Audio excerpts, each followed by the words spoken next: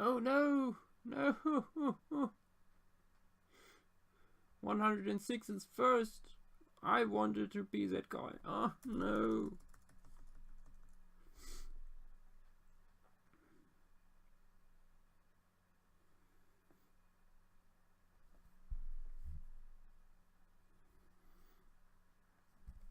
Hi Julian! Hi the Pokesaurus! Hi Yo-Yo! Welcome to the stream.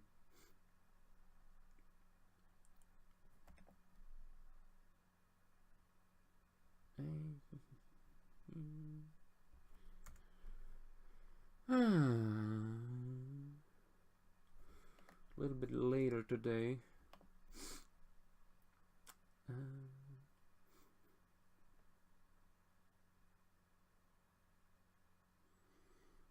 Yes, Yo-Yo was first, but he wasn't the first one to say first.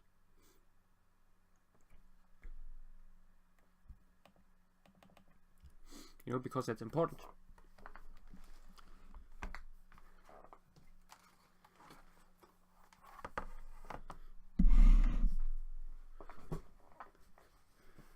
People value it highly when you are able to be the first one under a video or a stream.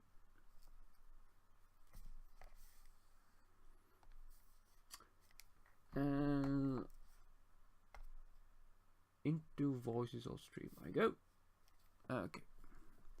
D-Long, welcome to the stream.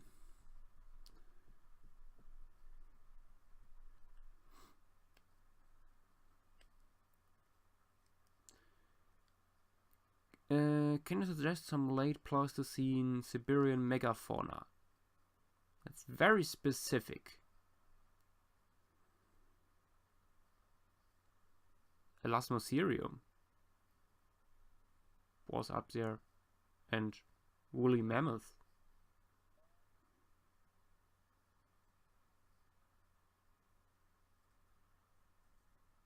I know more about the fauna of Middle Europe in that sense.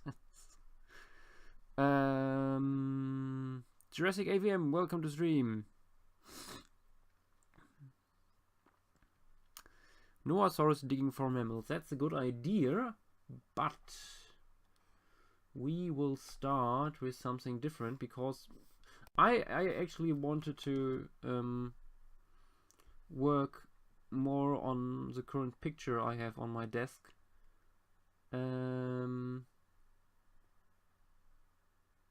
However, I promised Brennan, who isn't here right now, I think, that I would discuss something about perspective. I try to find that picture he posted.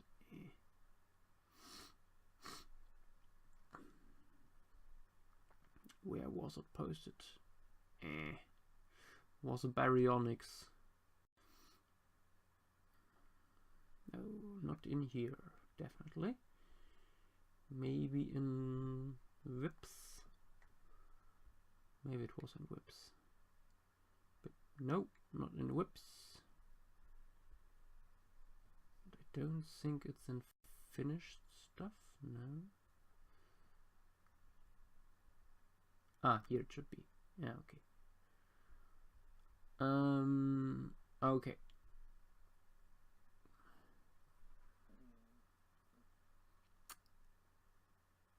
Mr. Hadrosaurus, welcome to the stream.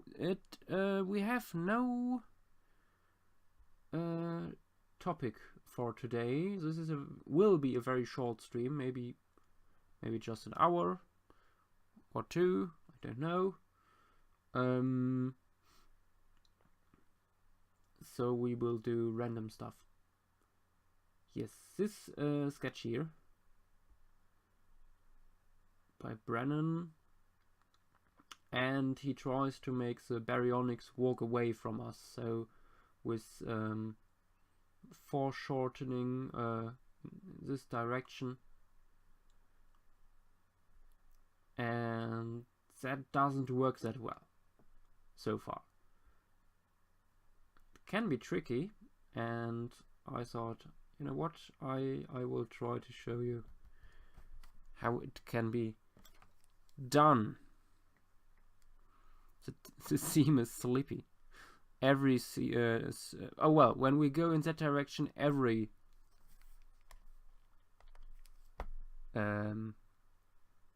stream is a sleepy stream.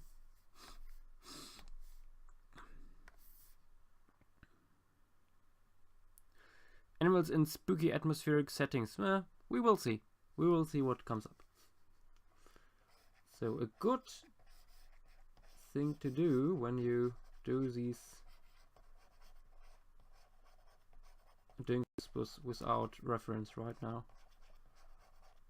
Bear with me.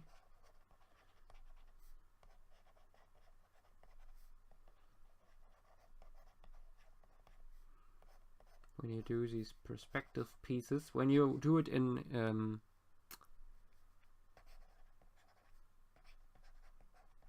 with a digital program,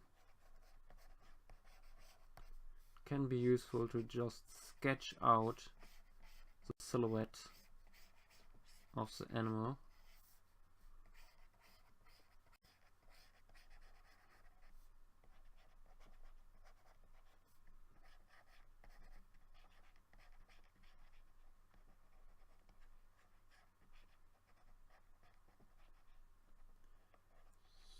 So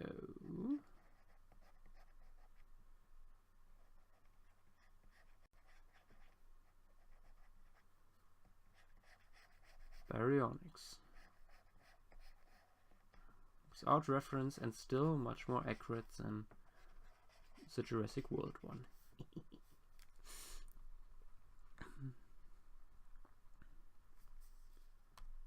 Oh, sorry guys. Ah, Julian, why don't you come quickly into voice chat to tell me? I'm in voice chat. Ah! Sorry, I was changing headphones. I'm not sure if you noticed you're still on Discord. Oh, good. Second time in a row. Damn it. It's fine. Oh well. So, how have you been? Oh, I'm fine. Oh, good. New computer is finally up and running. Oh, yes. And I did my first. I scanned in my first picture today and worked on it with GIMP. Oh, that's good. Again, I don't actually think I will get Photoshop because I'm just more used to GIMP by now, and they actually changed it a little bit in the newest version, and so there are a few more options now, and the tools are a little bit better, and it's nice. Oh, that sounds. Yep. So yeah, what do you? Oh, how is it on your side? Fine. I got back to. I've been at home for the last couple of weeks on Easter break, and I came back down to Portsmouth yesterday. Nice. And yeah, and tomorrow I'm off to the Isle of Wight. Ooh. Hopefully, looking at some baryonyx stuff. Oh, that's a good point. I think we're at White Cliff Bay tomorrow. I'll just check. So, White Clay, let me do a quick Google search. White Cliff Bay. But, yeah.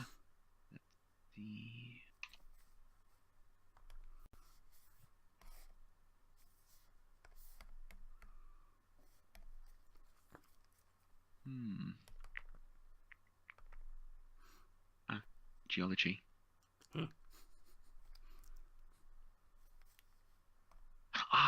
Oh, yes, fossil-bearing ESC. Oh, that would be nice. Ah, nice. Oh, that's good. There are let's see. Yeah. Oh, apparently it's good for fossil hunting. I'll see if I can find out. Fossil Works is a web. I'm not sure if you've come across it, a website. I think it's called Fossil. Yeah, a few times. Gives all the British beaches. Yeah. In the meantime, I show these guys how to do some perspective stuff. Yes. Okay, so I put this onto a different. I copied this baryonyx now, so we see the before and after effect, and I think Photoshop has this tool as well. It's a transformation tool for perspective, so or something similar.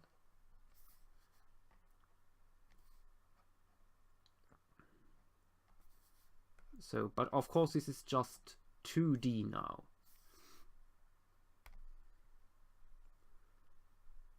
Oops.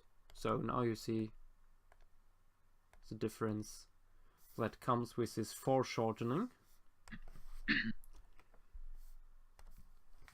So everything into the distance becomes much shorter, and what is close to the camera becomes much larger proportionally. You see the tail, which is much more massive.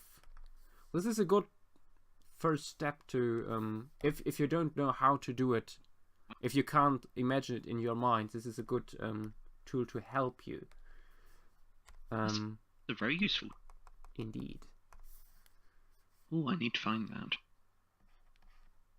And now we can put 3D stuff on here. It's always good if you maybe know a fossil mount or a 3D model, so you know how the body looks in cross section. So T-Rex is very wide, for example, but I think Baryonyx is pretty slim. The girth, I think it's called.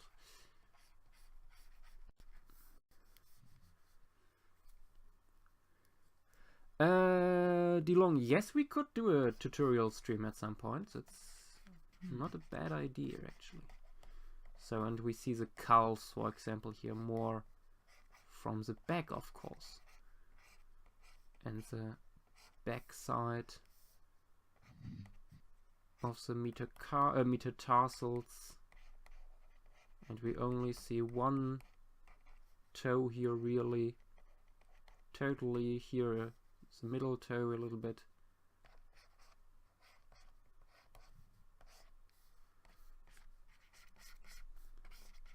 Don't forget the cloaca.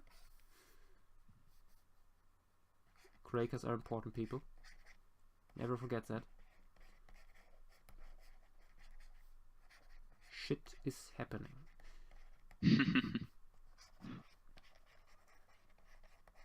So, and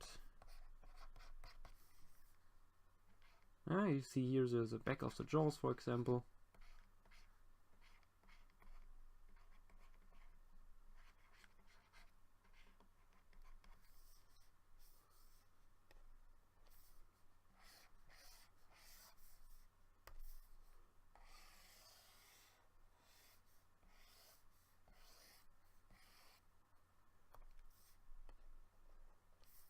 Let's clean it up. Oh. No alpha channel, please. Yeah, now.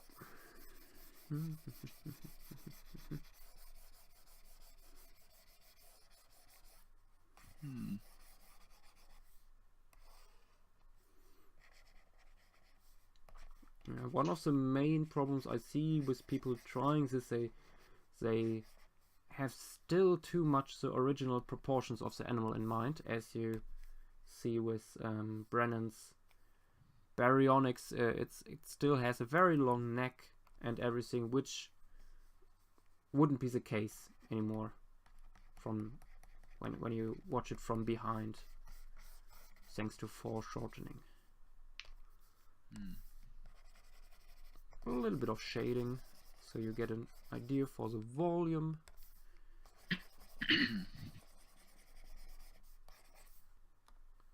Let's make it a little bit darker, the wool picture.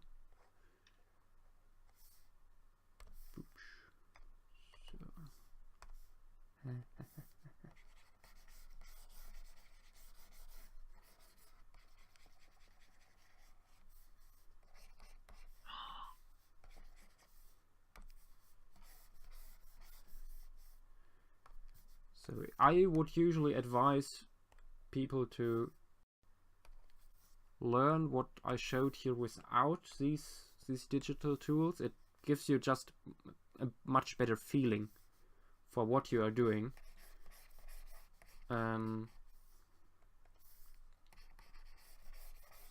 But this way it's fine as well. So you see it's walking into the distance, a little bit of minimal landscape here, or maybe a beach. It's patrolling along.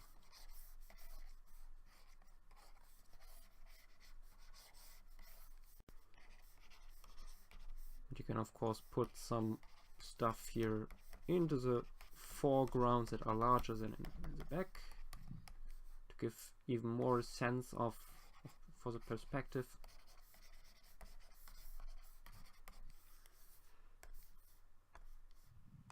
Pterosaur in the sky, of course. No Mesozoic landscape can work without some pterosaurs in the sky looking for potential prey.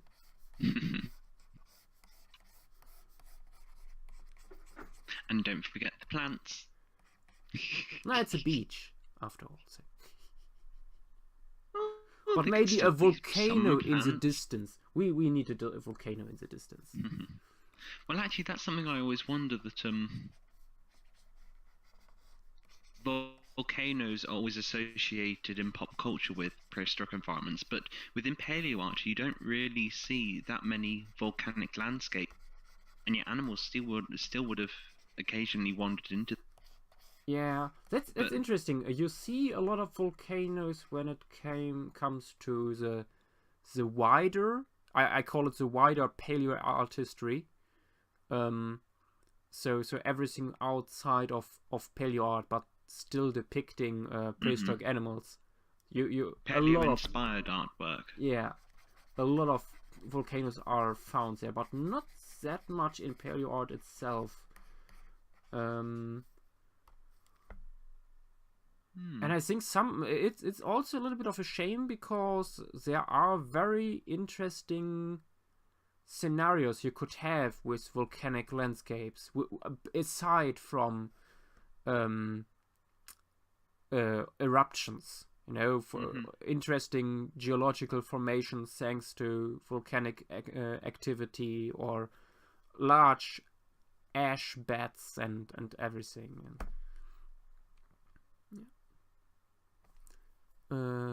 Yes, Yixiang is pretty volcanic. Yep. Yeah. Well, the beds are alternating sedimentary and volcanic ash deposits. Yeah. I remember there were lacustrine and but also river deposits, I think, here and there. Yes. Yeah, and a lot of I ash. think it actually. Well, it's the fine-grained ash beds that help preserve it so well. Yeah. And it also makes it, and also means that we can date it, or Yishan dating.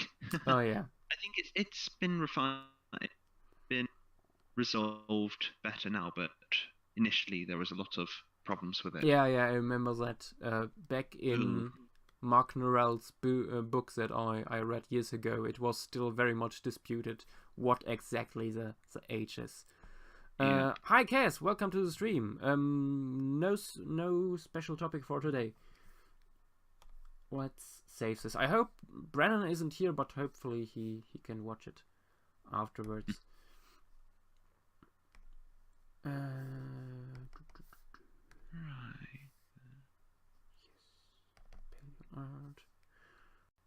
I'm currently trying to get all my files over to my new computer. Problem is I can't find my external hard drive. Oh, yeah. And I want that stuff over there to work further on it with the sudden boost in power. Power.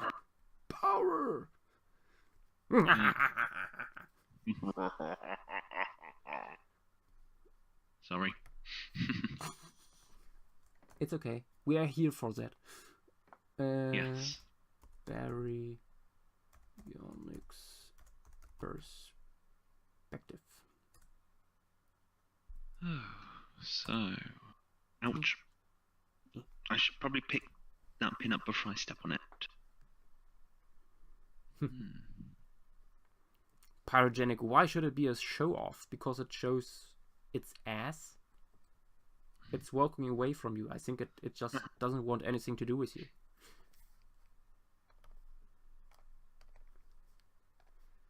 A little bit of clouds.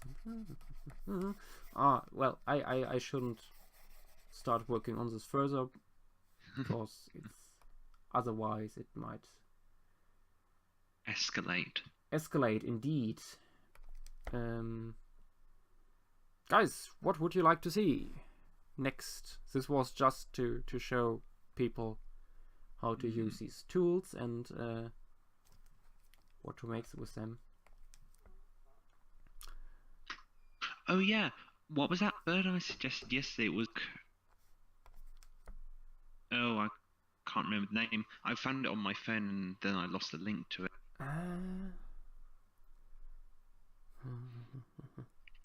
But don't worry, I just mentioned that because I remember. Yesterday I went after the stream a little bit through the internet looking for other possible candidates that could have been suggested. I looked at the Plotopterids, for example, again, and I totally forgot. I thought the largest species were something like 1 meter long. Turns out the largest species were something like 2 meters long. Oh wow! Yeah, so really really big birds, and also there is from the Cretaceous Hornby Island, where this little Atstarkid was also found. There is a relatively large diving bird from the same locality, which I totally forgot about. That was in 2017 that was published. And I think they also concluded that it would be flightless because the bones are relatively dense. Oh. Also, just found Oligocorax. Ah, yes. Yes, yeah. I was just the wondering. cormorant. Yeah. Yep. Because I did find a paper on it yesterday. Nice. See, yep, got. So I can link that to you. Oh yeah, please do. Or I'll just put it into Voices of Stream. Yep, that's for what I was other going people to see as well. Yeah. There you go. There you go. Nice. Yes. Yeah, I have to look into that because that's interesting. Did they conclude if it was flightless? I don't know. I haven't actually read the paper yet. I just found it yesterday on my phone and then lost it again. Okay. I think I saw that paper yesterday too when I googled it. But there were no skeletal diagrams, so I was like, eh. There's only a foot. Yeah, so many fragments as usual with these birds, and not quite sure what to make of them. Kayuajara is already done. 106. Noasaurus digging is something I would like to do because there are pretty many evidence by now, I think, that Noasaurs were at least partly fossorial, probably. Probably the best specimen that shows this type of adaptation is unfortunately still not published. Because it's one of Serrano's specimens.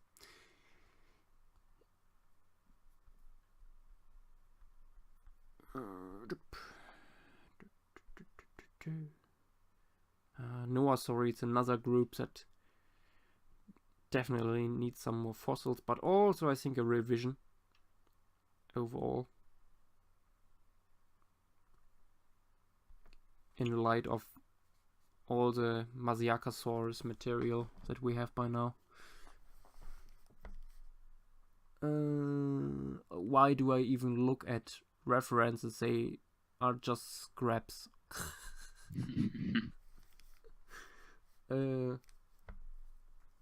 This is actually a good opportunity to show again the foreshortening, maybe different around, with the head facing forward.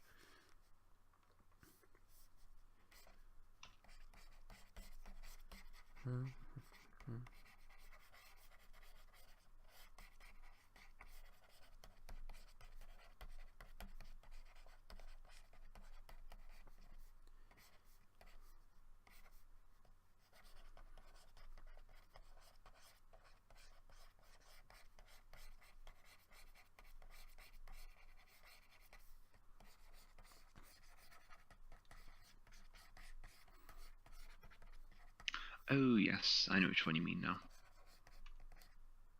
Noasaurus? Yes. Ah, okay. I thought everybody knew this then. Basically, what I know is very, very refined down to plants and things with feathers, things which definitively have feathers. Oh dear. Were you here for the stream where Tristan was on and told us about that fart echolocation? Oh, was that seagulls?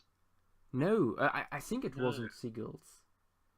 I can't remember, but I heard him mention it, but I think I missed the actual part when he was talking about it. But I have heard of that before. Ah, yeah. And I think it is a bird, isn't it? Yeah, it's a bird. And I think it was I can't remember what bird it was. I would need to ask him again. But they have Wait a second, bird. But birds. Oh, okay. I just realised that birds don't fart usually. Yeah, but this animal has apparently a very short digestive system, and so they can swallow air rapidly and basically squeeze it through their guts, and then pull it out the other side, to penetrate the ground with it, to find prey, to get it out of its hiding, but I think also to better sense it, I guess. And they apparently do this in little groups over the forest floor. In little groups, they hop around and fart against the ground. To very bizarre. That's very interesting. Yeah. Okay, now I'm imagining a small group of a small group of social alphasaurs doing that, looking for invertebrates. Oh, that would be so cute. Oh. Yeah. Although I think it would be relatively unlikely considering how long the usual dinosaur gut is. Mm-hmm. I just remembered that talk that. Oh, thing. Bayesian thrush. Yeah. Oh. Is it the Bayesian thrush? Let's see. I think it. Yeah. Could be. Drake. Borisiakia. That looks interesting. What is that actually? What group does it belong to? It looks strange. Is it a Calicosphere?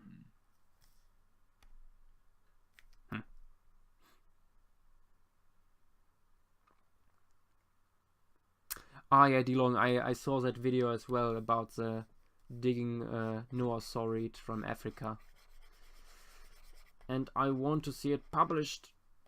I think the video was put out in 2011. And there was nothing since. You know, you would think that, oh, a fancy, cool video that shows how the digging would work. Publication is surely underway. But nope.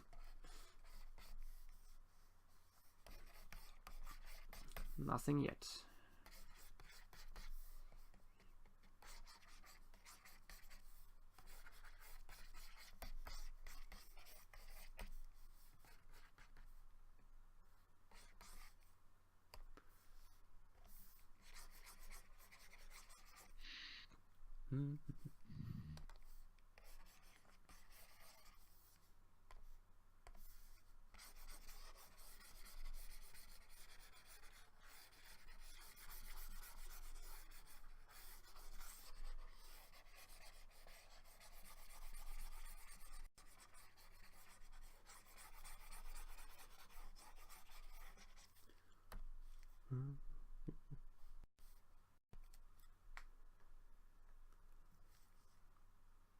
Oh, also, by the way, have you seen that large piece of artwork in the background of the picture that Drake posted? Oh no, I don't think so. Yeah, you can see a little bit in the background of Gomphysir and some saber-tooth cats and so on. And is that sculpted into the wall? Yes. Wow. It's ginormous, and I asked Drake who made that. He knew the name, but there are no information on this artwork or the guy who did it anywhere. It is very frustrating. That's beautiful. Yeah. Wow.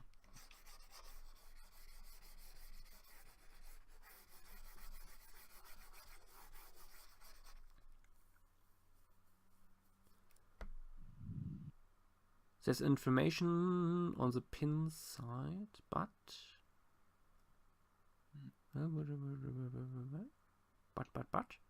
Drake, but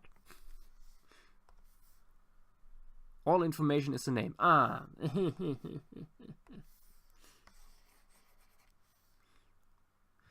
Yeah.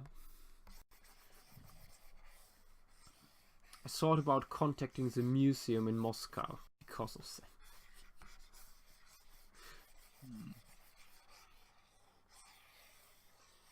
Or maybe they have a Twitter account.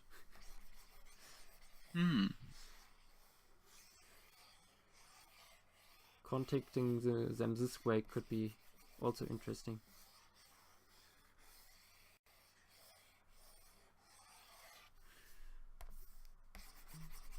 Oh yeah, just wondering what you think. You may remember it was discussed on Tetsu podcast. I can't remember how long ago. A while ago. That of course some of the more advanced Calicotheas walked on their knuckle.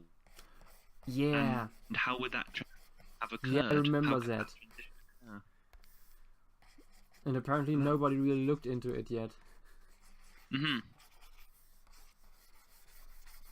And I have no idea. I actually also heard someone say that they wouldn't be actual real knuckle walkers. Okay. But I can't remember who that was and what his reasoning was. I was a little bit in a hurry and skipped a little bit over that part in the discussion.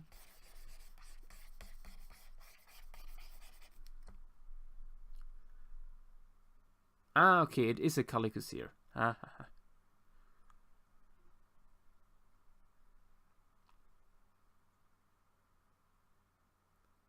Oh yes, please, Drake, make some more pictures. I have seen a few online, but for example, this large mural there in the background, it's something that I have never seen and just stumbled upon recently. I don't even know in what context.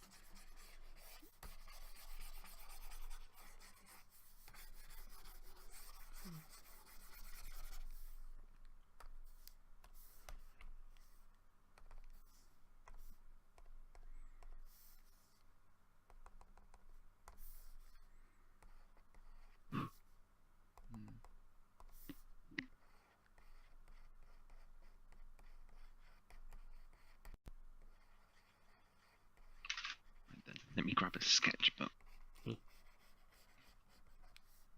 Will it reach? Will it stretch? Yes, my cable is long.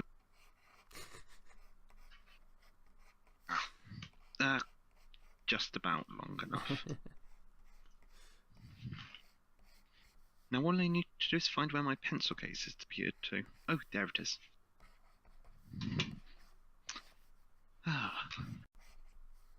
In your hand already.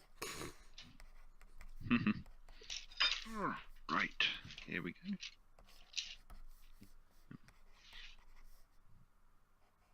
Oh yeah, so I hope don't mind me asking about the megafauna earlier. It's just Yes. I don't really know how much I can trust basically my knowledge. Not that much more than walking with beasts. Yeah. But I know there are lots of problems with that, and yeah.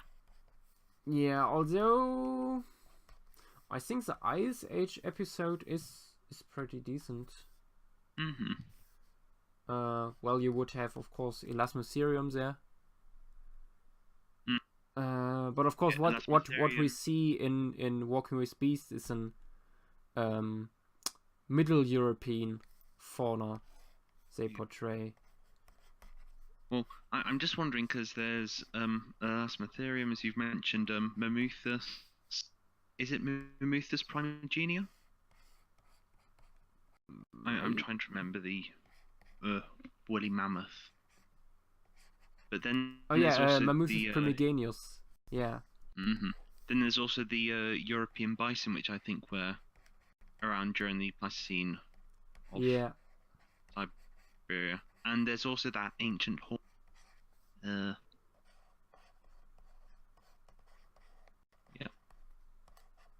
It doesn't matter too much. Basically, I want to do a picture of a plant, and the plant I know about, but the animals I haven't got a clue.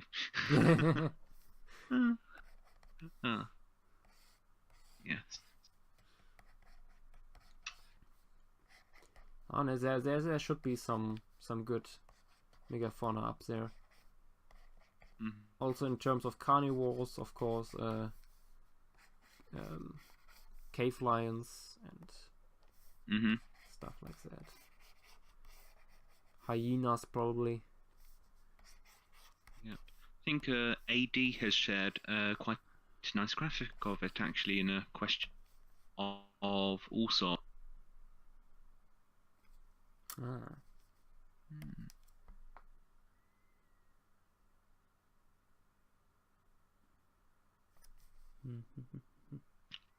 Oh, nice, Drake. They actually have a little reconstruction besides the skeleton. That's nice.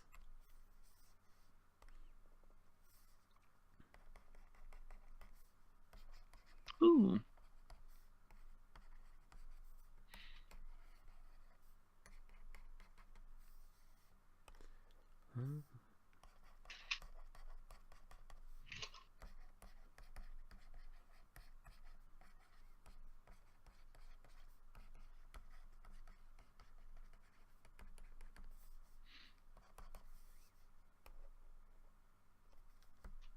Dragon Sanders, welcome to the stream.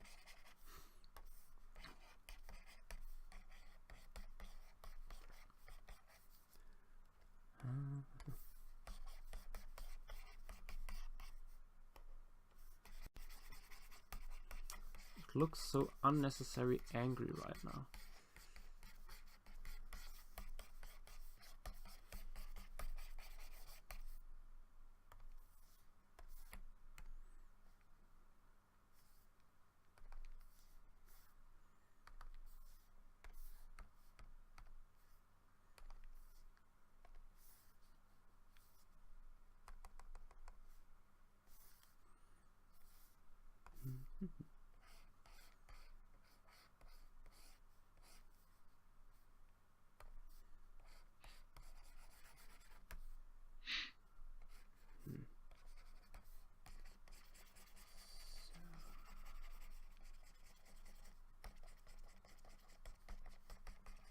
By the way, have you read that paper about the pollinating lizard?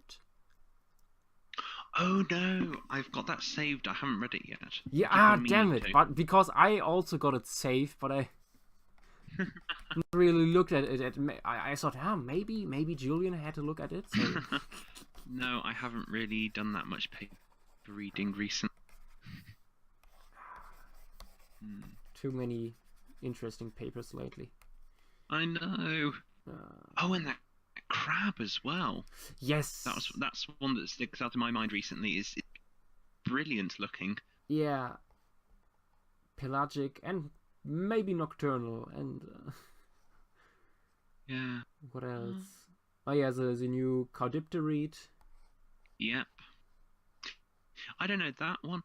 I'm not as interested in because there are so many feathered dinosaurs now always coming out. It's interesting that it's another Caudipterid and there haven't been many for a while. Yeah.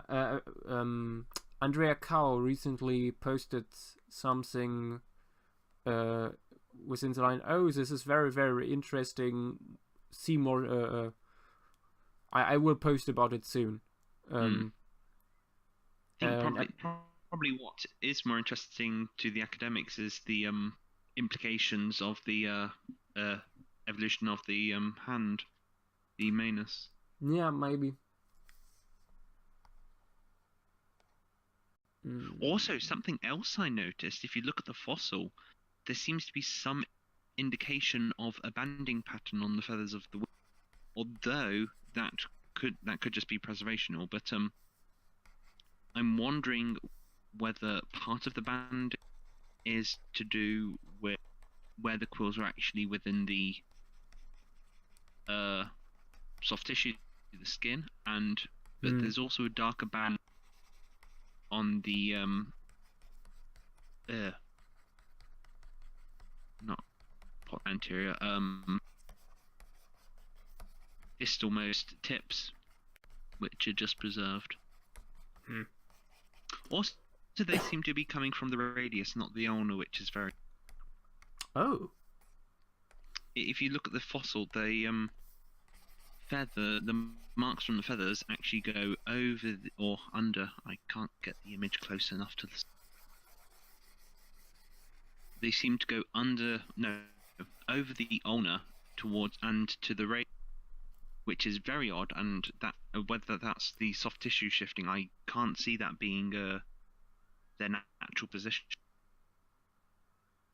So yeah, that was quite odd. DeLong, I have actually no idea how much Elaphrosaurus material we have. I think this is another genus that definitely needs a revision. Same goes for Kentrosaurus, for example. And I think all papers that deal with Elaphrosaurus are pretty old by now too, and mostly German. Oh yeah, there were recently that Archaeopteryx paper with the UV. Yes, that was interesting. Yeah, with the air sacs and so on. Yeah. I had a quick look at that again. I haven't read much of it yet, but Drake, yeah, I know that picture. It's in the big paleo art book I have by Zoe Lescase. It's wonderful, extremely detailed, especially when you look closer into all these sea lilies and very cool stuff. It's basically the age of reptiles for Russia because of its size.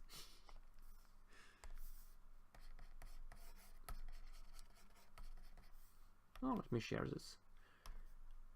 Whoop.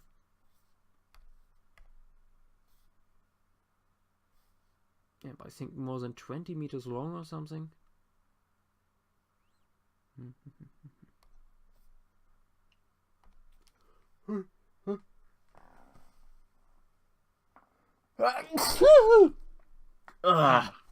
Sorry. Gesundheit. Danke.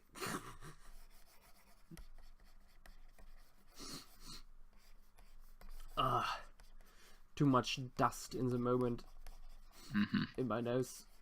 I today helped my dad to feed the horses, and we uploaded a large piece of hay. Mm-hmm. One of these round thingies. Mm-hmm.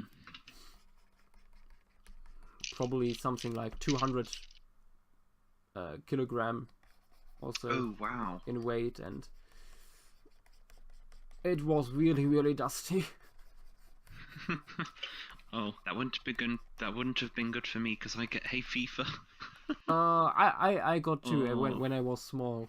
So I Yeah, I don't have it so bad anymore. Yeah. But yeah, it was so strange. When I was younger, when I was very young, I never got hay fever.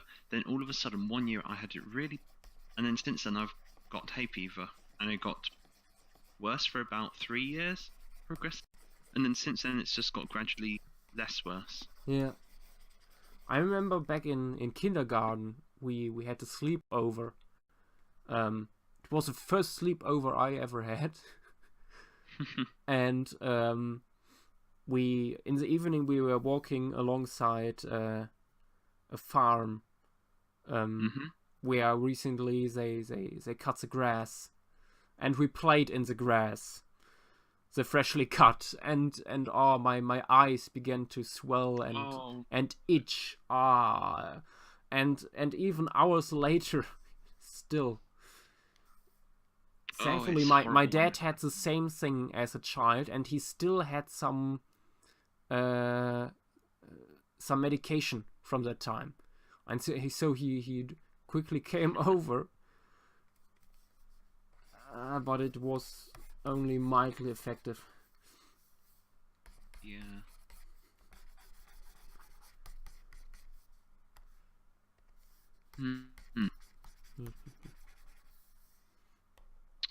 Right then, how to do this?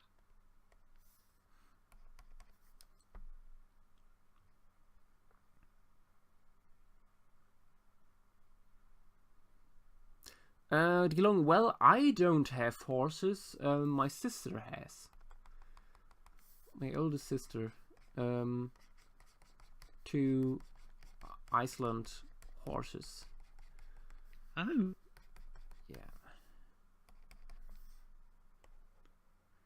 Yeah. But she was away for 2 days now, and so, well, somebody has to feed them and clean them. Have you ever done riding before? Ever tried it? I tried. But it went not that well. I'm not that good at it.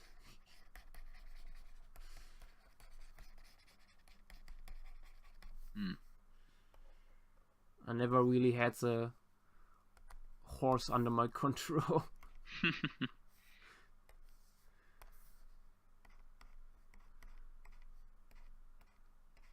I mean, even the smallest horses are usually massive enough to just say nope, and then you can do nothing with them. Ooh, actually, I had a friend who a couple of months ago got bucked by their horse, and it actually cracked one. They actually cracked one of their vertebrae. Ooh. So, yeah, that wasn't very nice for them. They were off for about a week. Yeah.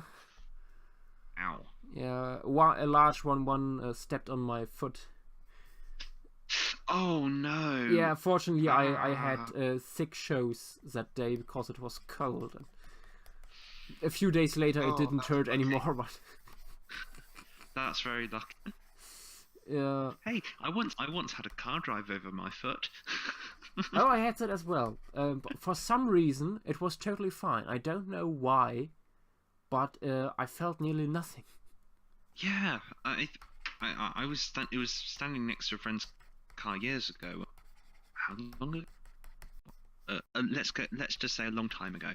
I was standing next to a friend's car, waving them off, and then all of a sudden it was like, what's that on my foot? And I sort of tugged my foot away, but of course it didn't move because they were just pulling away and slowly drove over my foot. But yeah, slower. Yes, remained there a little bit longer. It was just surprising, and I knew that it didn't really hurt. It just made me jump and trying to tug your foot away and it's not moving. It's Oh quite a god. weird sensation. So then, yeah, I decided next time I saw them, I'd try it again, and it was heavier than I remembered it being. Yeah. So that was quite interesting because of the shock the first time. I hadn't registered that it was actually quite a lot of weight putting down on my foot. But because, of course, the tire is flexible, it doesn't focus on any point and it's spread out evenly, so it's okay. But yeah, it's a very odd sensation. Yeah, in my case there was also some grass underneath, so left and right, so it was a relatively soft ground. Mm-hmm. I think that helped too. No, it's good.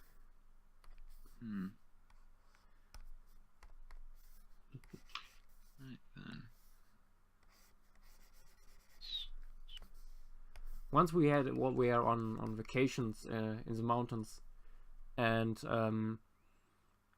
I was playing in a little creek, and rolled a large boulder around, and it rolled back over my foot. Ow! And I think my big toenail was black for a few months. Oh, yep. Oh, the things we do when we're young. Yeah. Thankfully, the water was ice cold, so it. Oh, that would have helped. Yeah, it. I just had no feeling for some time in it. I don't know. I think I've been quite lucky. I've never really dropped anything too heavy on my. Trying to think if anything like that has happened, but oh yeah, the one time I was moving a slab with my mom and we were lowering it down, so then lowering it down slowly, and then she got as far as she could reach, so then she let go, but I didn't have time to grab it, so it fell straight onto my foot. But it was so lucky. My foot was in a minute dip in the ground, so it didn't actually squash my toe. If I'd have been 10 centimeters to the right or the left of where I was, I would have had all the weight of this giant slab go down on my foot. But just position that it just sort of tapped my foot. I was like, lucky. Oh, I'm okay. So, yeah, I've always seemed to be quite lucky with things like that.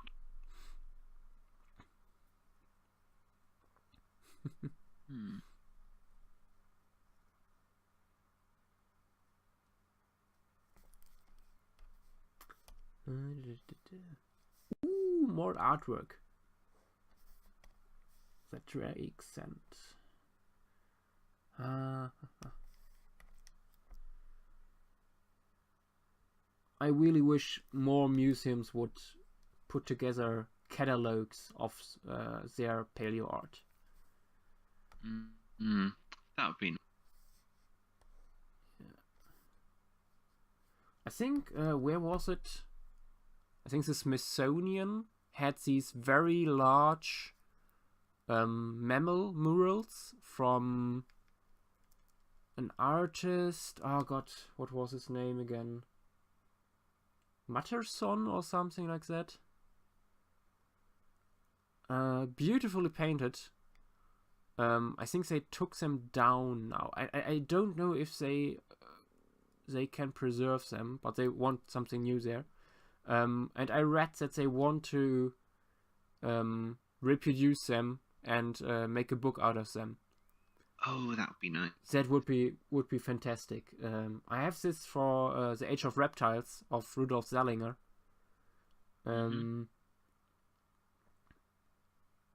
But yeah, I just hope that more museums would try that. Oh, a saber-tooth. That looks nice. Is it a Homocerium? Very long skull.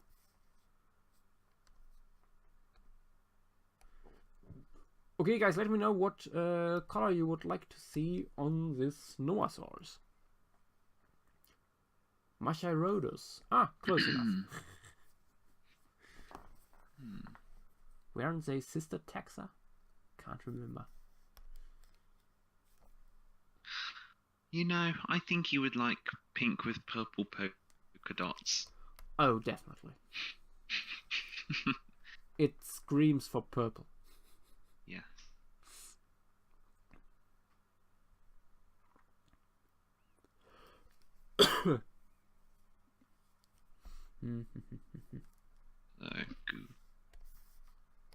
Color. Yeah. I mean, also all this non-dinosaur paleo art that is definitely out there, but is so rarely reproduced. Wait, I recently stumbled upon an artist that settled, I think, during the 50s in Utah. Mm-hmm. And he produced a ton of artwork of the local extinct fauna, a lot of mammals especially. I saved them actually. Untermann, yes, that was his last name. Ernest Untermann.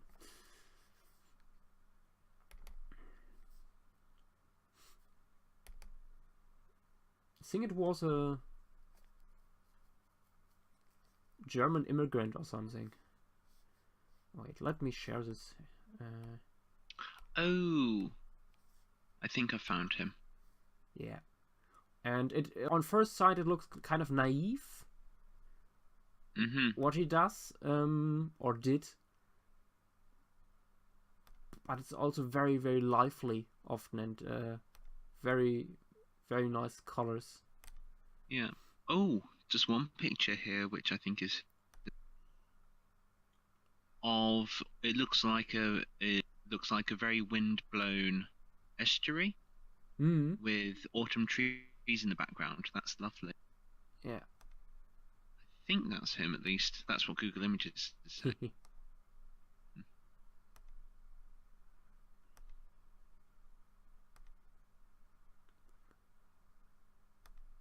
And I think there's a local museum in Utah which has a gallery of his work. Mm-hmm. But again, basically nothing reproduced elsewhere. Everything I have in my folder here are photos taken from tourists that were posted somewhere online. Mm-hmm. Oh, I never realised that plant was a Silena. Yeah.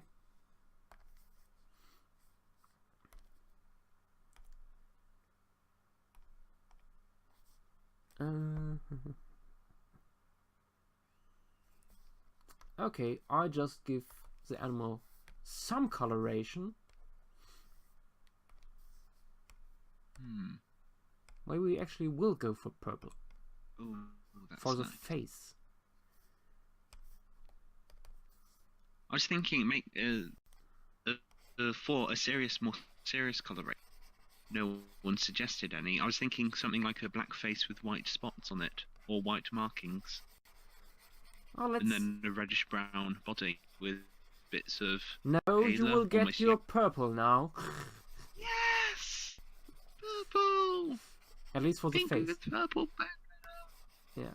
I was thinking something like a purple face and then a black neck with white spots, which goes out into a more brownish tone. Ooh, that'd be nice. It will probably look in the end like some ice cream. But I'm okay with that. Yes. Which reminds me, next door I still have some ice cream in the freezer. Don't say ice cream, I don't have any and I was craving it earlier. I think after the stream I might go over there. Get some. Well, the shop at the bottom of my building is still open. There's still time for me to get ice cream. Ah. Oh, still open? Oh, wait, that's... It closes at 11 o'clock here. Oh, okay. Oh, well, yes, it's an hour earlier on your side. Okay, yeah. Yeah. Yeah, makes sense. So really, I don't have an excuse for being tired. Some iced coffee with some vanilla ice cream, and we had some waffles earlier with hot cherries and Oh, that sounds very nice. vanilla ice cream and Oh no, no, no! Yes, You're making me hungry again. That's my job. No.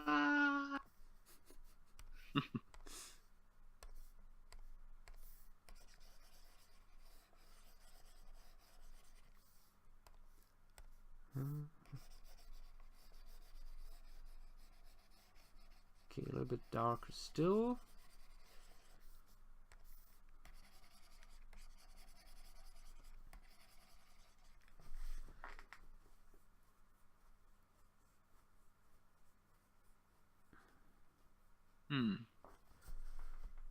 It looks a little like the Hatzegopteryx coloration I'm using for. Ooh, I didn't know you were doing the Hatzegopteryx, Didlong. Unfortunately, I don't have in the for those who don't know, for the new Pteros website, we will reduce some artwork that is now outdated. Yeah. And so far I had no time to pick any, just because I'm so busy with other stuff. Unfortunately.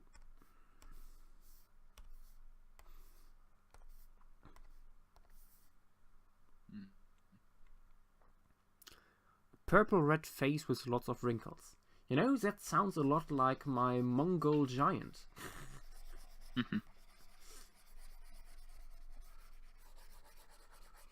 I have a copyright on that pattern.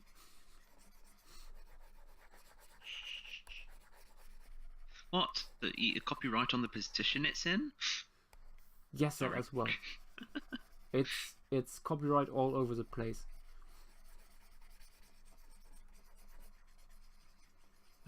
Only my pterosaurs can walk this way. Oh yeah, I just remembered. I meant to say something. I thought it was quite ironic yesterday that you chose to do Marine Bird stream, and I was a bit disappointed I was too tired to properly join.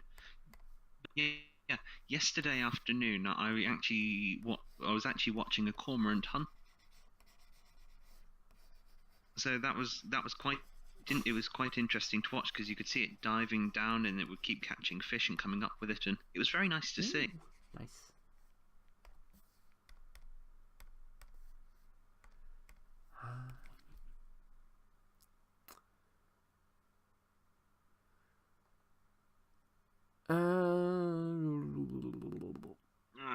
This leaf, darn leaves.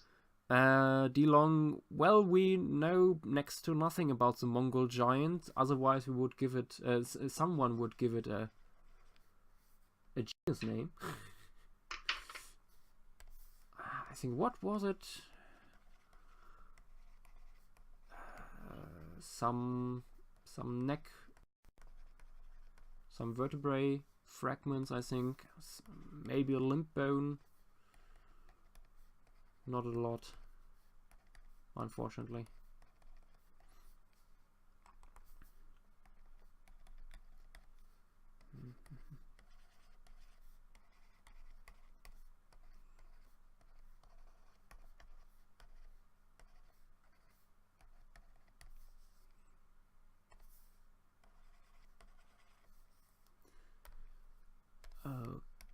Okay, I think I'm finished. Noasaurus in all its weird glory.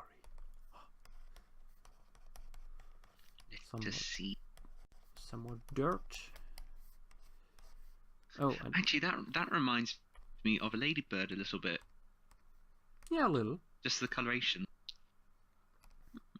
True. That's nice.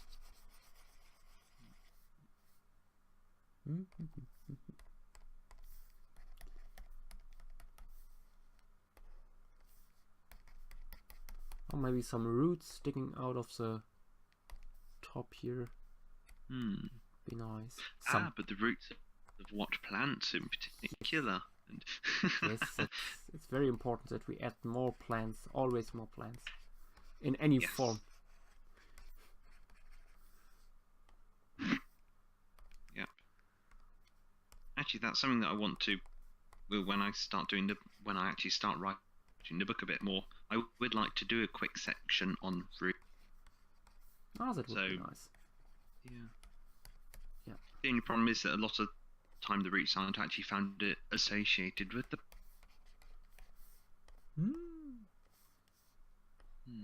Oh, something I stumbled upon recently, and you could maybe also mention, are these giant termite mounds in the Morrison Formation, which have a base that is an old hollow log. So they build around that. Would you mind sending me that paper? Because I was looking into termite quite a while ago to see whether there were termite mounds in the Morrisons, and I couldn't find anything. Oh, really? Yeah. I should be able. There is no paper I'd be very interested to see. There is no paper on themselves, only on these mounds so far, but there is a paper on invertebrate trace fossils from the Morrison Formation, and there it is mentioned and a little bit poorly described, and it's a little bit misleading because they describe these mounds as 50-meter large. However, only 6 meters would stick out of the top. Yeah.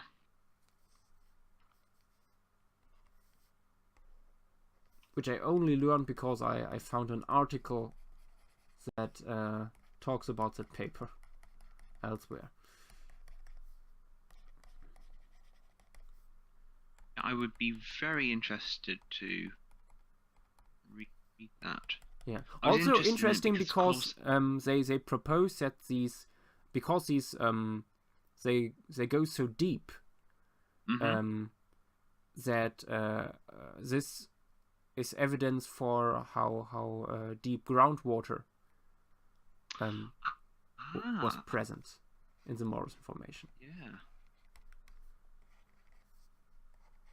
So also important, of course, for flora, how large they would need to have their tap roots. Their roots, yeah. And probably the termites probably just used the old roots that were already in place as scaffolding for their burrow, I would guess. That's very interesting. Yeah. I have some sketches of large termite mounds and how they could be used by dinosaurs, for example. Sauropods for scratching, or abandoned termite mounds as maybe for little dinosaurs to live in, or mammals or pterosaurs to roost in them. Yeah. I was interested in it a while ago because in the TV series Planet Dinosaurs, they had the large termite mounds in the Morrison's Formation. I think that's what made me look into it, and when I had a look, I couldn't find any evidence of termites that far back. Yeah, I was also very irritated when I saw that documentary, and I was like, what? Large termite mounds back then? Well, from what I was aware, what I thought was that the earliest examples of termites are from the Jurassic, but they didn't sow eusociality, and they didn't build complex nests until at least the late Cretaceous. I was also under that impression, and for most of their time during the Mesozoic, they would build not large structures, but live within the wood instead of building. Yeah. Yeah, I definitely need to have a look at that. That would be very. I think I may have found the paper, but I cannot get access to it. I can't. I don't know if I saved sure. it, but I should find it again. Yeah. Okay. But yeah, that could be very interesting. That would be very interesting to have a look at.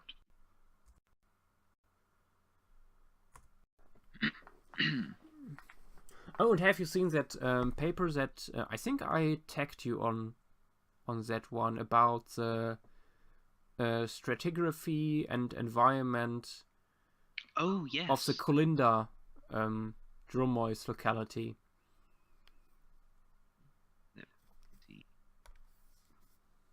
That was in Paleo News, wasn't it? Yes. And I think they have also some macrofauna, not only pollen. I've got that saved. It's gone into the backlog of papers that I need to read. Yes. It's a never-ending problem. Yeah.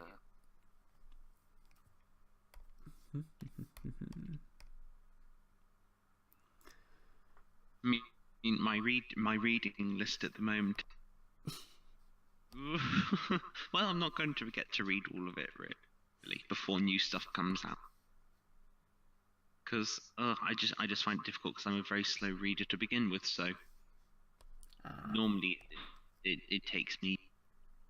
Oh God. 2 hours, 3 hours to read a paper properly. Oh God, have you seen one of these? Oh, is this supposed to be Trinaxodon? Yeah. What? No. Cysticephalus. What? Okay, that's Trinaxodon. Oh, when you go into Voices of Stream and scroll up a little, Drake posted Dicynodont. And it's meme-worthy.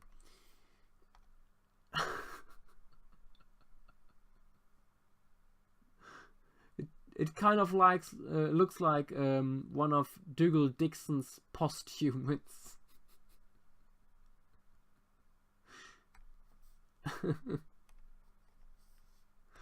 Oh God. I see what you mean. Oh. Yeah. Yes. I can imagine it going, take me to your leader. It's just got that sort of alienish look about it. Yeah. Also, it looks like they gave it only 2 fingers. Yeah. Weird stuff. Also, I just like the ears because they look like little tiny elf ears. It's yeah. I don't know what to do. Let's give tiny little elfie. Oh, and Dragon Stars, I saw that little Dicynodon further down. I think it's from South Africa. Very sausage-like when you look at the skeleton. Weirdly enough, many of the restorations are found online aren't actually that sausage-like. They gave it more beef than I would have.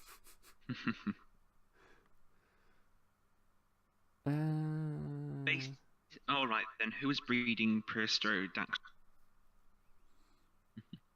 Breeding what? Dachshunds. I can't say things right. Sausage dogs. Who is breeding prehistoric Dachshund. sausage dogs? Yeah. Or how we call them in German, Dackel. What was that? Dackel. Ah. Yeah. Dachshund or Dackel. I have no idea why this name was never introduced into English, because it's so much more comfortable to say. I would imagine for English speaking people. Yeah, it sounds better. I never know how to say it, whether it's a Dachshund or Dachshund or. Yeah. I haven't got a clue how to pronounce things. Yeah, Dachshund basically means badger dog. yeah, which describes their function because they were bred for these small legs, so they could squeeze inside of badger dens to hunt them. It was actually it's no longer possible that they were actually bred to be hunting dogs. Yeah.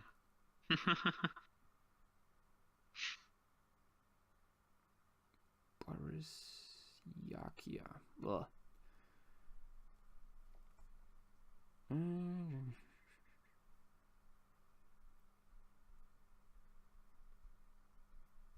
Let's see if I can find a good reference of that Calicus here.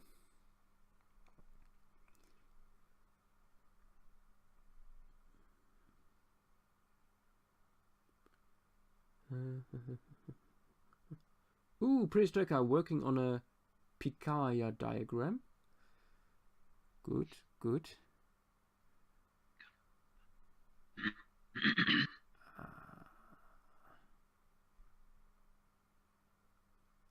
Oh. Wow, this Russian Calicus here is actually very large. Could be the largest I have ever seen. Also, Meropus is maybe a little bit more massive. But the Russian one is taller.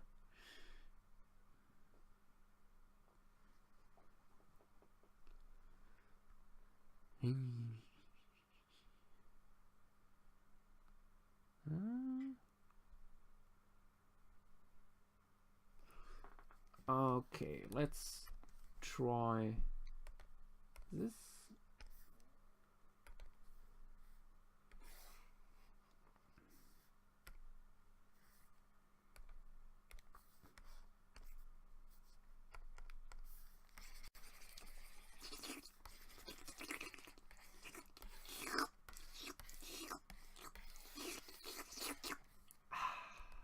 Ice cream.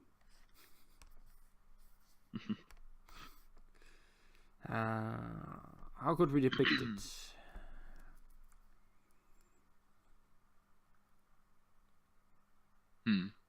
What environment did it? I don't know, actually. I should check that. Oh. It would be a little speculative, but you could do a juvenile sitting in a tree.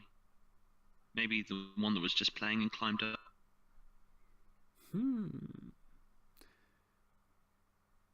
Although again, it depends on how speculative you want to be, and there's no evidence that I don't think.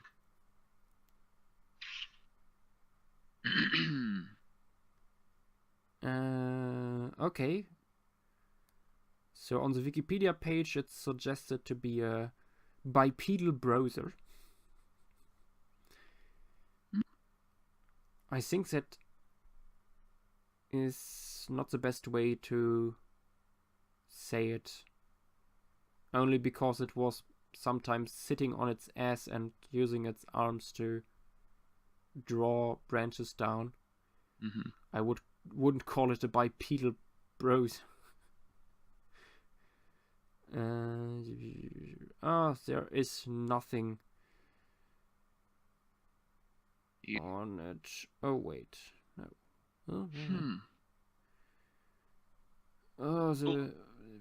No. It's from the Oligocene.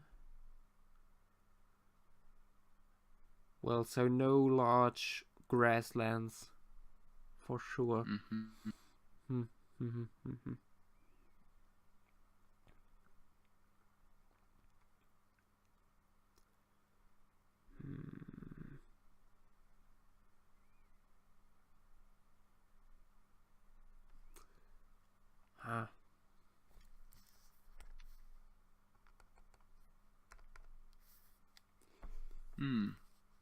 What could it do?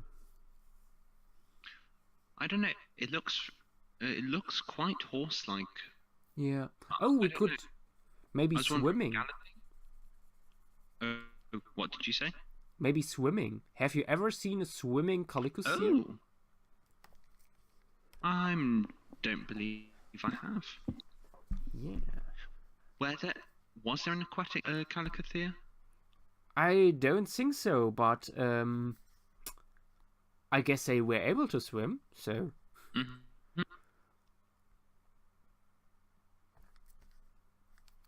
And usually it's either depicted standing, and using its front limbs to get some branches, or just standing around.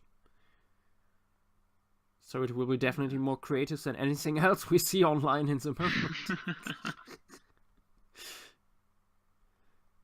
moment. Yeah, that's everything I can find. Using its long arms to as support while browsing or standing around doing nothing. Yeah. Let's make it swimming. I know, maybe not for this time, but it looks like it has reasonably long limbs. It would be quite interesting to see it gallop. Although I'm not sure. As well.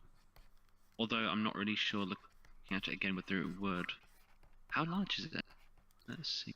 It's pretty large. When you Google the name and scroll down, there's a size chart.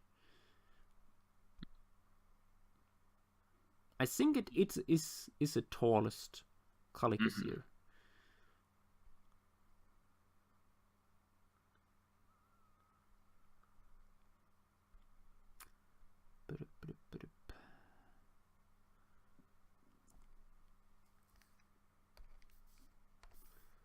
Now let's start.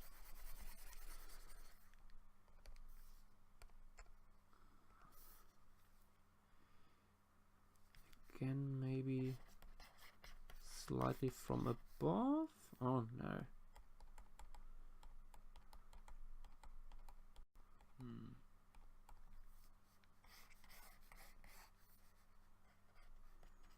Oh, it's almost 11.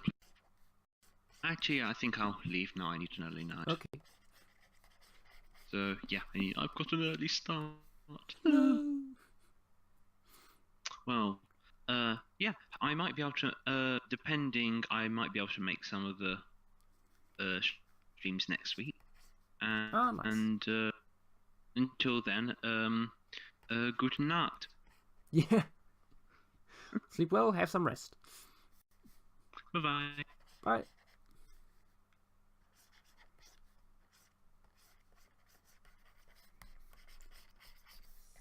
So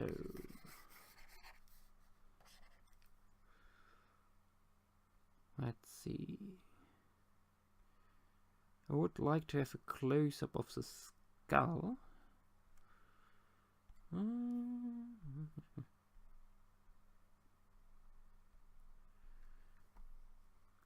From what I have seen, the skull looks to me oftentimes, as a head looks oftentimes too horse-like in the restorations. Maybe I can zoom in on this one. That's one Drake posted, I think.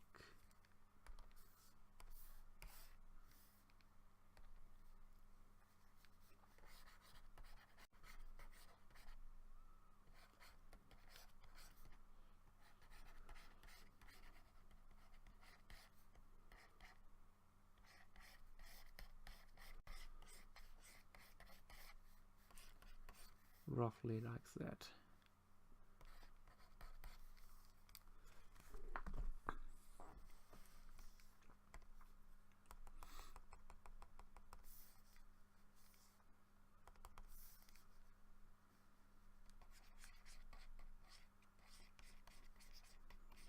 Let's give it large ears.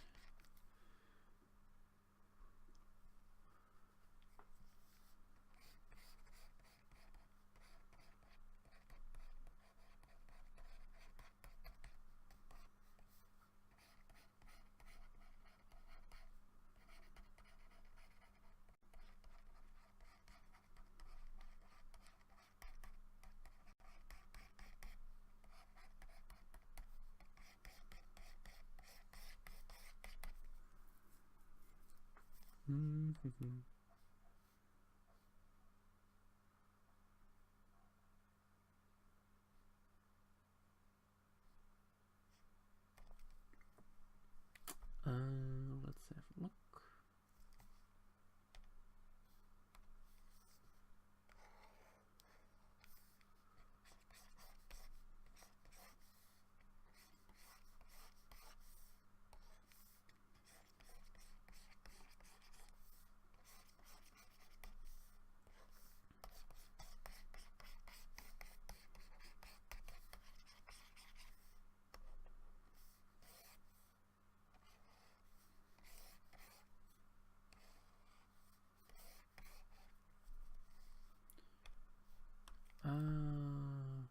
Oh, it's so slowly opening. I think I'm fine for now.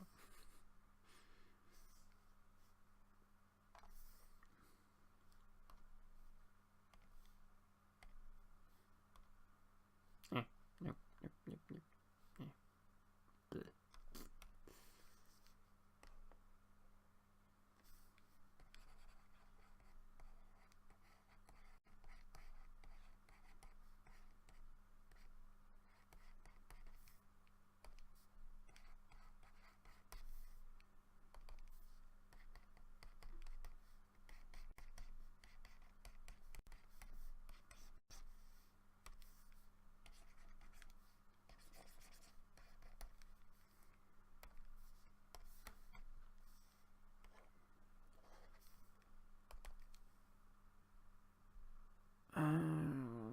Okay. So down here we would have the chest.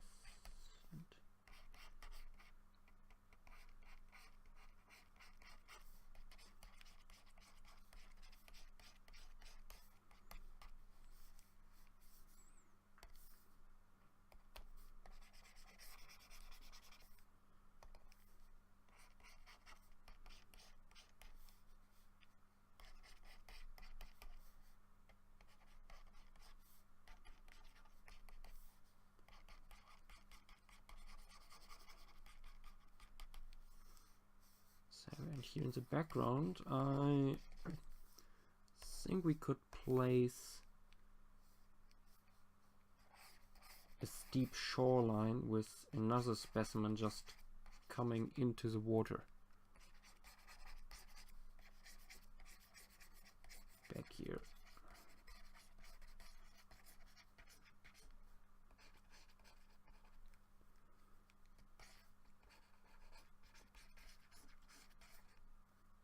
Oh.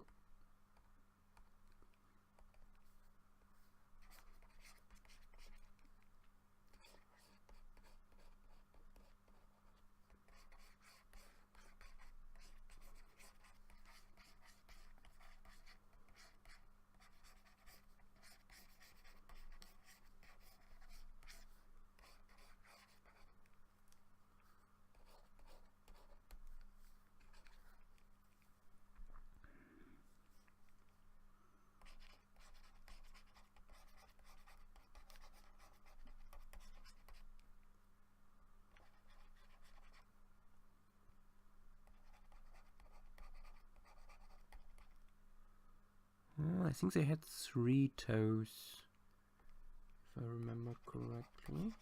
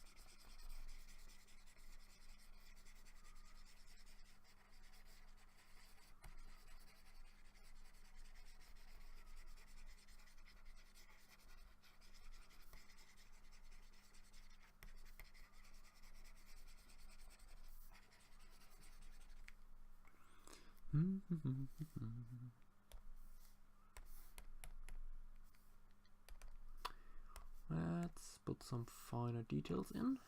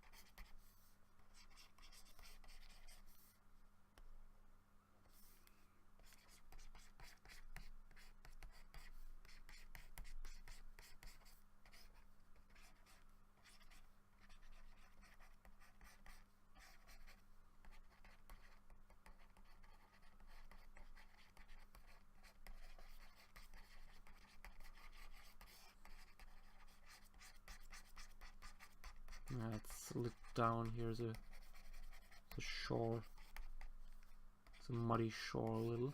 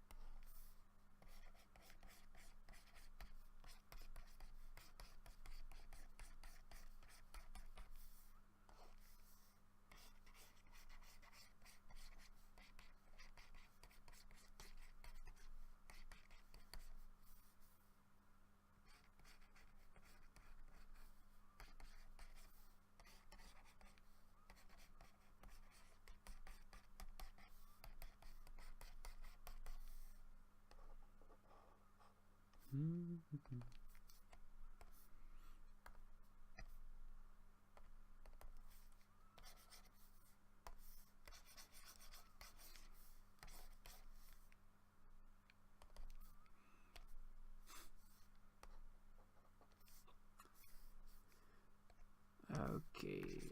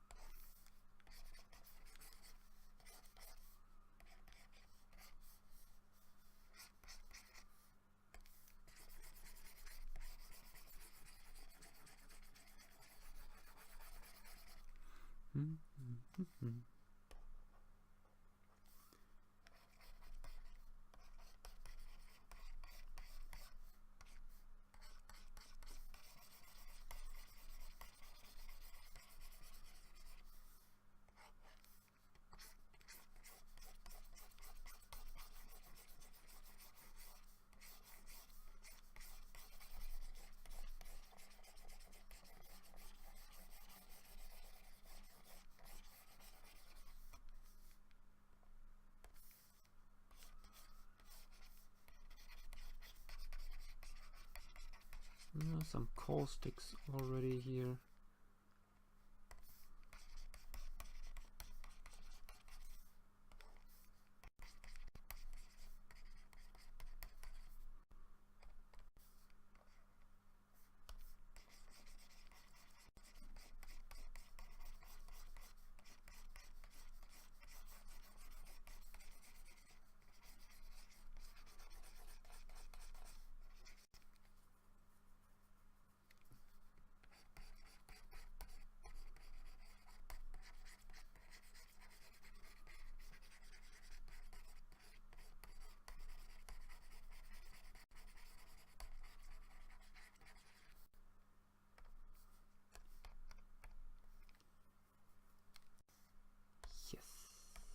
Okay.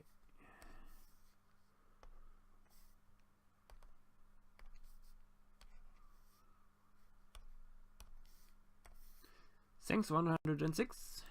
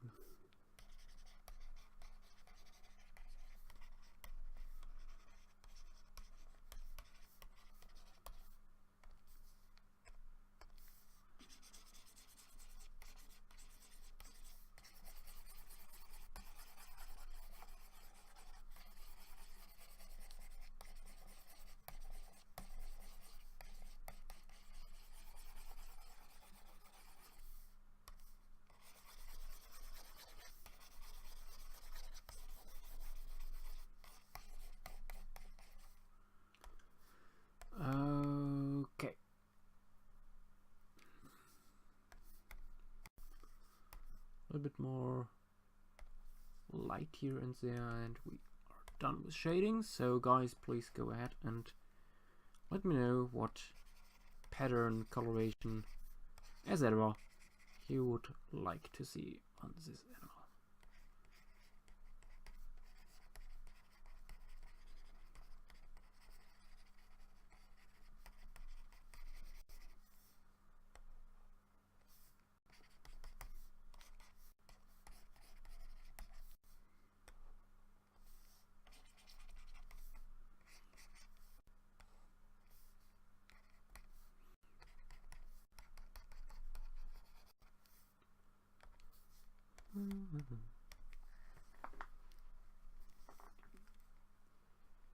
Yep.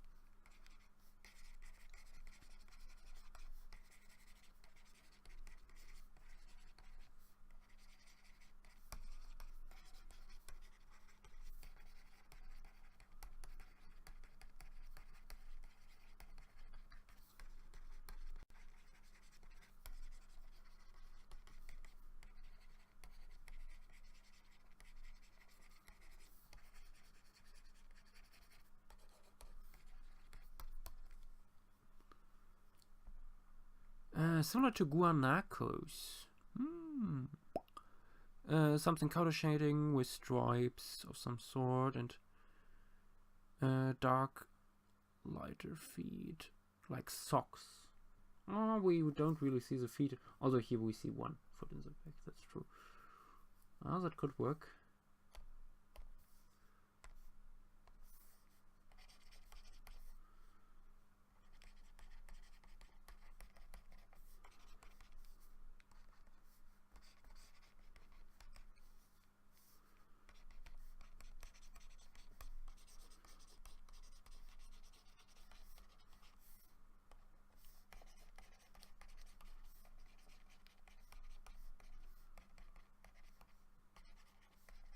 Oh, copy. I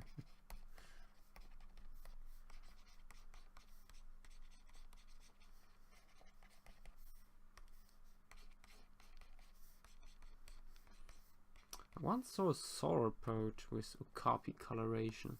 That looked quite cool.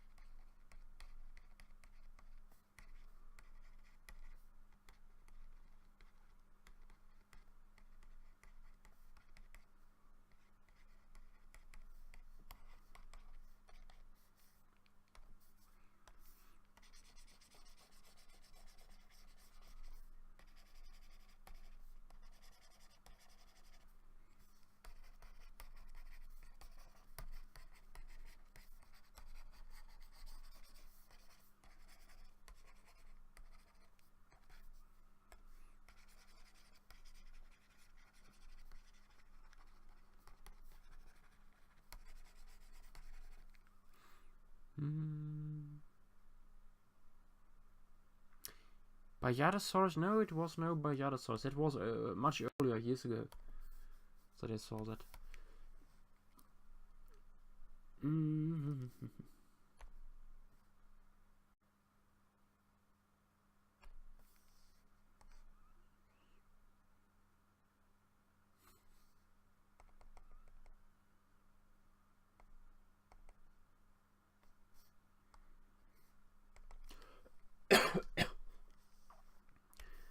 Okay.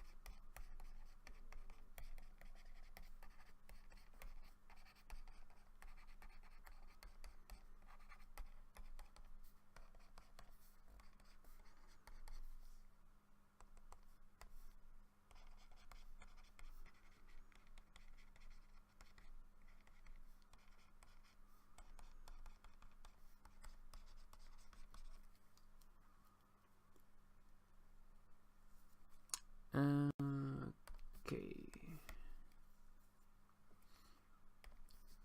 Some more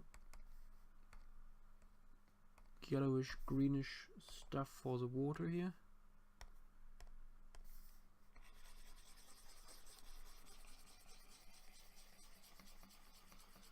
Turtles or birds in the background. That's not a bad idea.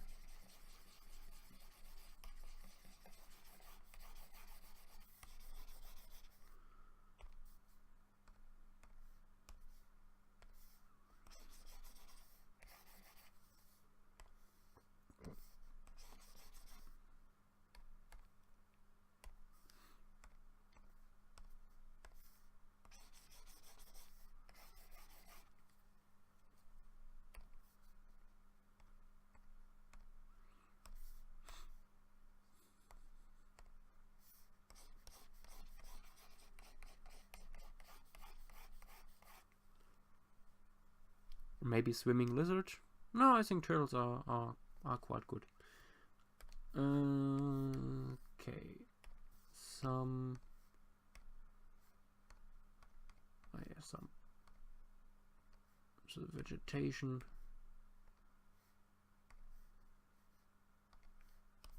should get some color as well. Yep.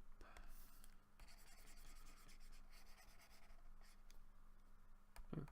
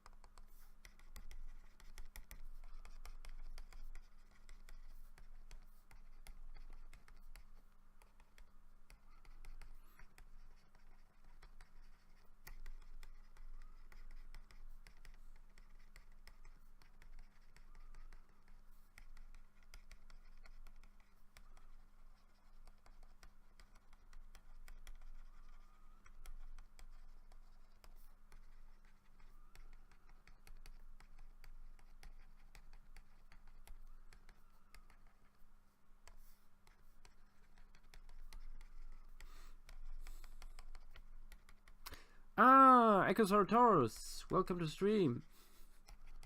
I saw yesterday after I already clicked on ending the stream that you came into the chat, but then it was so late.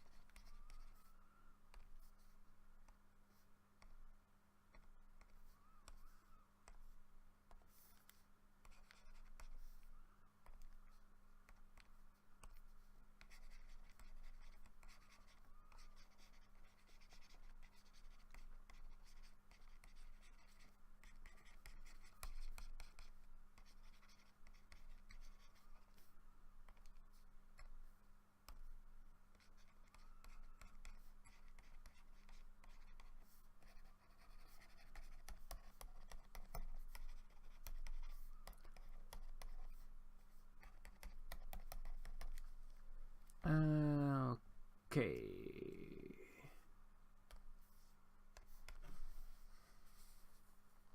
This is a razor complex piece this time. Let's give it an overall brownish tone first.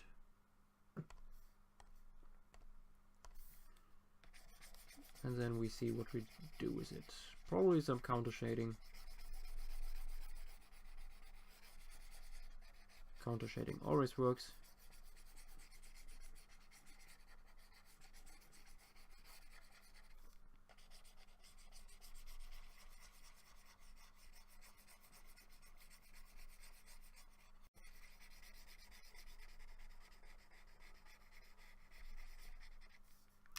Maybe a black muzzle.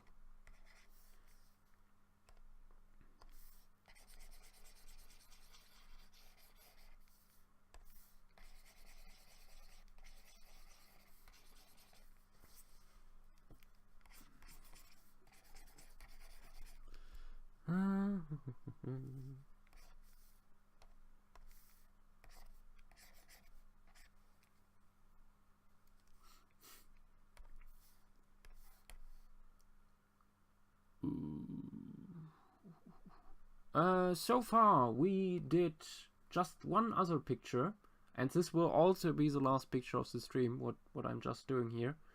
This will very short stream. Yeah, and I did the tutorial on how to draw animals in a certain perspective. Hi Devin, welcome to the stream.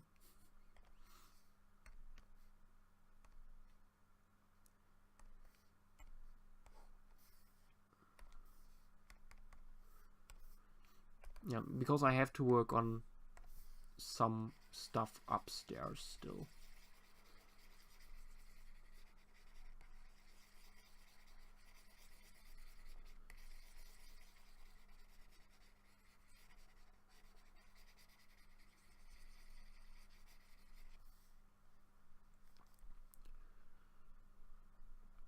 we did do Utyrannus. But sorry, Devon, this will be the last sketch of the stream.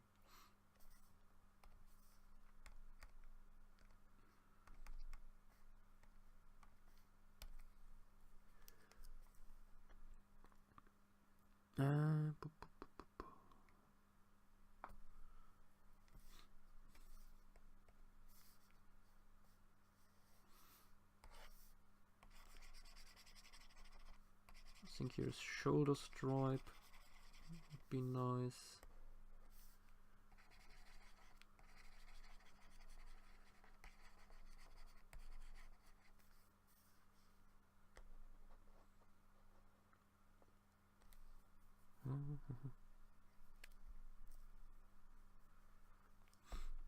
Oh, actually, in this case, it's not your fault.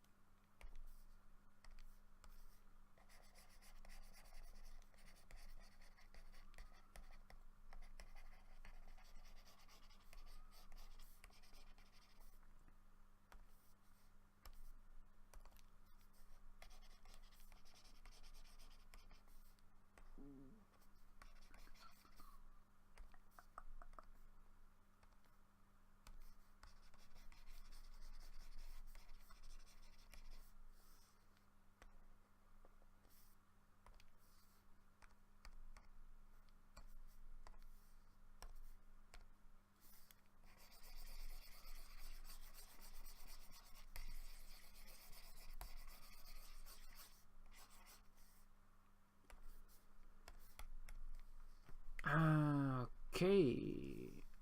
Oh yeah, and I wanted to add a little turtle here. I forgot.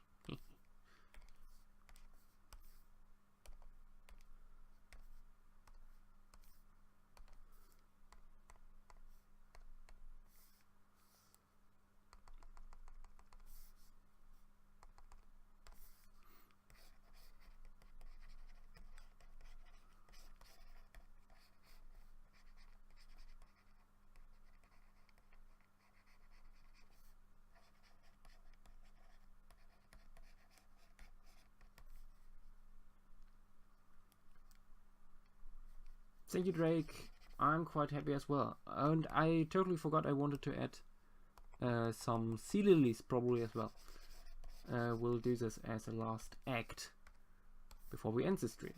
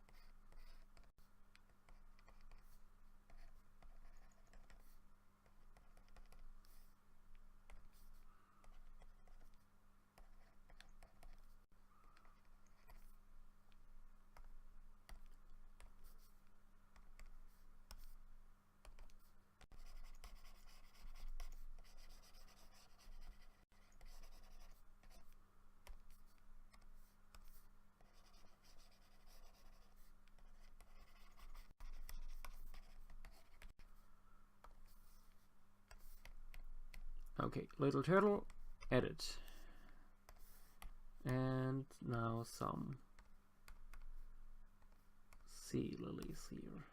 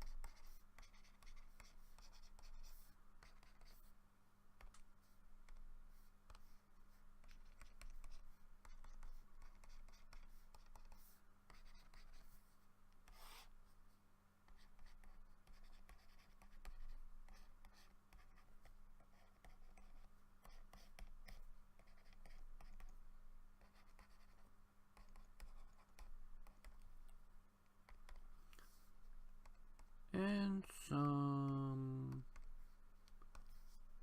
flowers as well, I guess.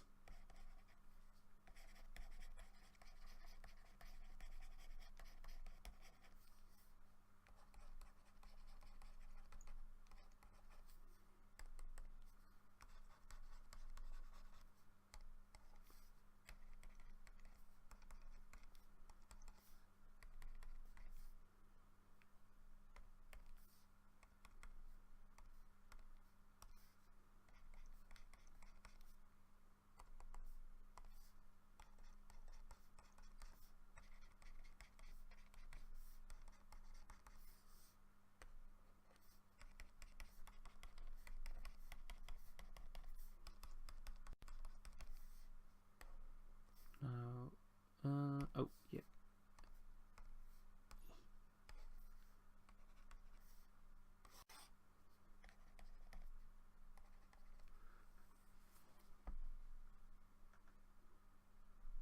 Oh, sorry, yeah, lily pads, not sea lilies.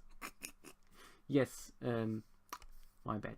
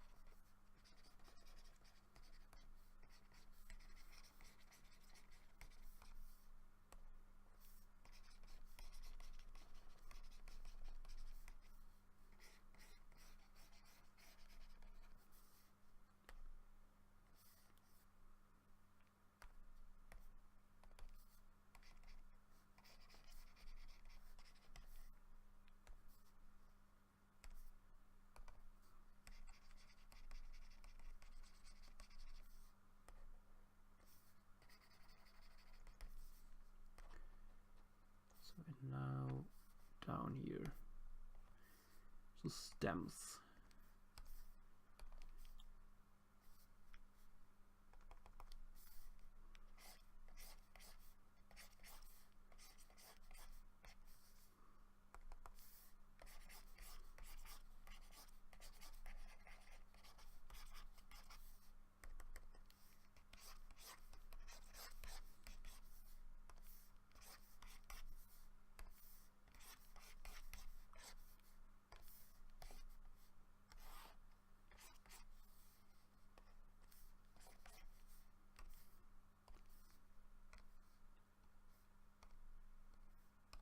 So some particles into the water,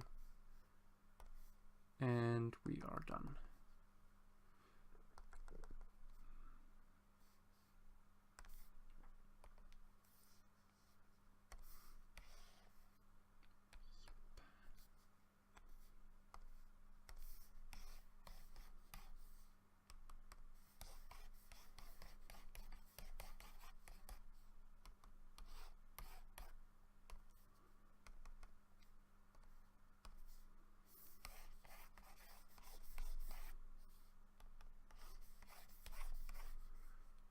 Mm-hmm.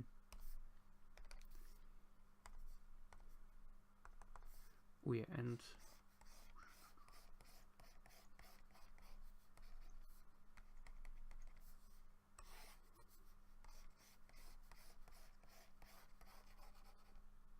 so I think I'm finished. Well, we could still here clean up a little bit the lines, I guess.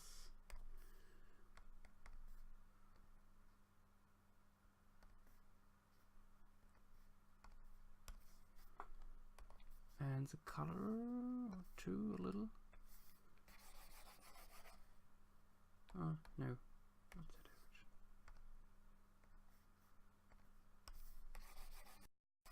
Oh, too much.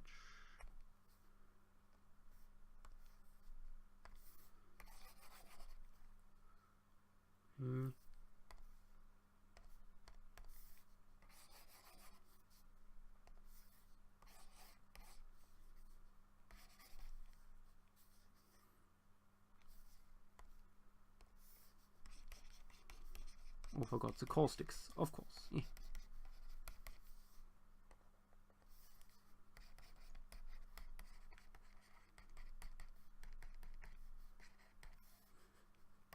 Fish under the lily pads. I don't know.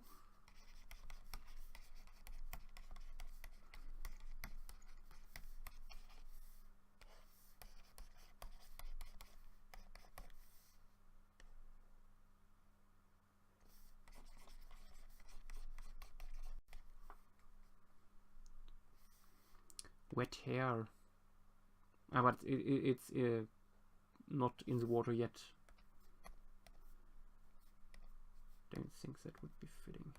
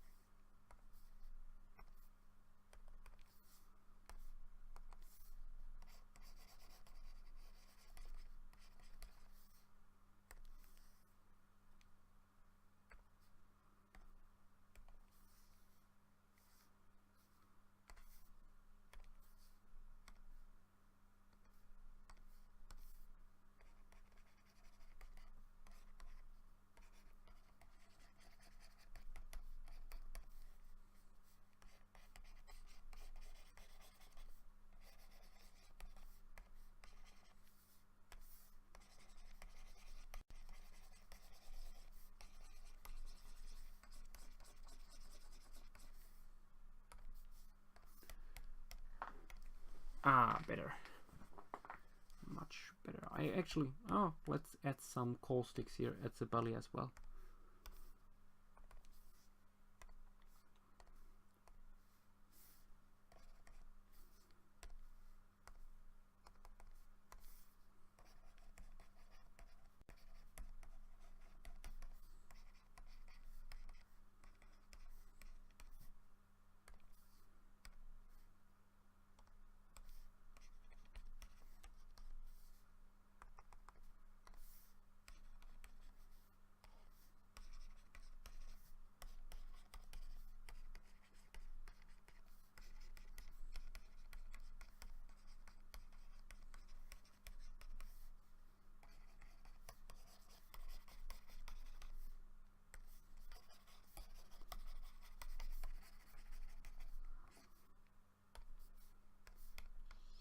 Yep.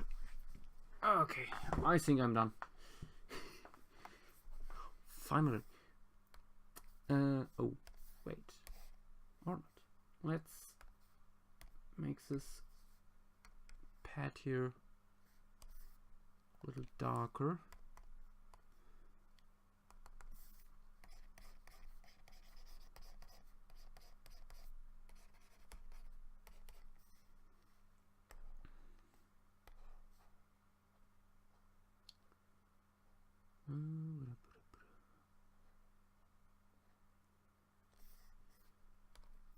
Yeah. Oops.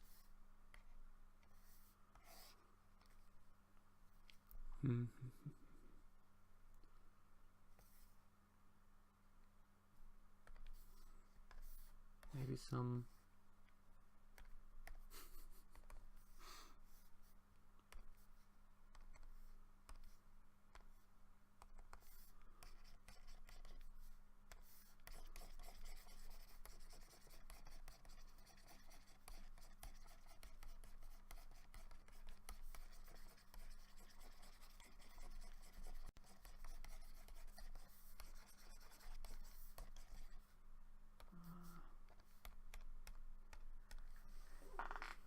Yes. Good. Yeah, let's save it.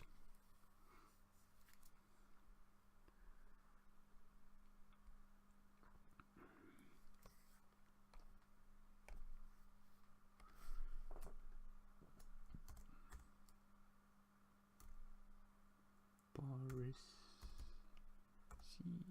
Siakia.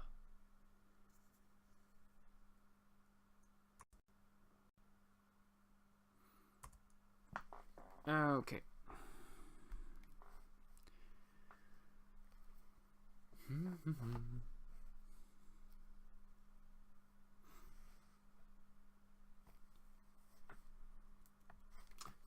You know what? Let me quickly play a little bit with the contrast curves here.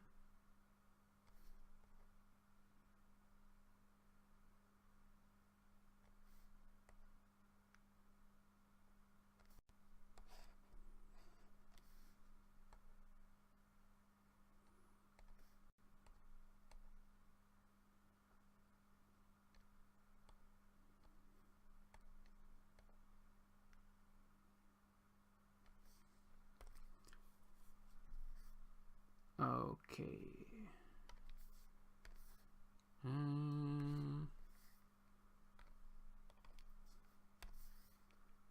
And some light here on the shin.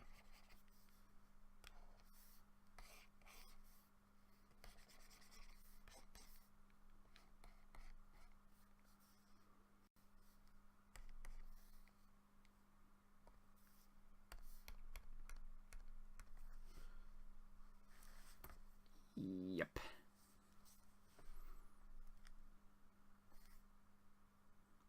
Yes.